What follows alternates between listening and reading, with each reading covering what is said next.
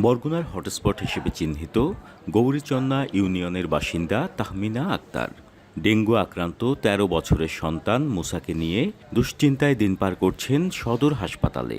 গত ১৬ জুন ২ থেকে ৩ ঘন্টার ব্যবধানে অ্যাপোলো ডায়াগনস্টিক, উপকূল ডায়াগনস্টিক ও সদর হাসপাতালে ডেঙ্গু পরীক্ষা করান। তবে এক এক প্রতিষ্ঠানের আলাদা আলাদা রিপোর্টে হতাশ তাহমিনা। এক জায়গায় একভাবে টেস্ট এখন আমরা কারে কোনটা সঠিক সেটা আমরা কেমনে বুঝুম। জেলায় ১২০টির বেশি ক্লিনিক ও ডায়াগনস্টিক সেন্টার রয়েছে, যাদের বেশিরভাগেরই নেই সরকারি অনুমোদন। মানহীন এসব ডায়াগনস্টিকের বিরুদ্ধে রয়েছে বাড়তি অর্থ নেওয়ার অভিযোগ।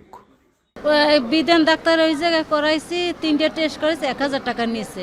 রংধনুতে এই টেস্টগুলো করাইছে আমাদের ১৪৫০ টাকা রাখছে। হাসপাতাল কর্তৃপক্ষ জানায়, রোগীর চাপ বেড়ে যাওয়ায় ডেঙ্গু পরীক্ষা নিরীক্ষার ক্ষেত্রে বেড়েছে বাড়তি চাপ। এই রকম একটা মহামারীর পরিস্থিতিতে এই ব্যাপারটাকে কাজে লাগিয়ে এই যে ব্যবসা, এটা তো একটা খুবই অসাধু চক্রের এটা একটা প্রতারণা। তো এটার ব্যাপারে তো আসলে আমাদের সবারই সচেতন হতে হবে। ডায়াগনস্টিক অ্যাসোসিয়েশন একটা চার্ট আছে, মূল্য তালিকা, পরীক্ষা নিরীক্ষার মূল্য তালিকা আছে। এই মূল্য তালিকার বাইরে যদি কেউ নেয় তাহলে আমরা সমিতির পক্ষ থেকে তার প্রতি ব্যবস্থা নেওয়া হবে।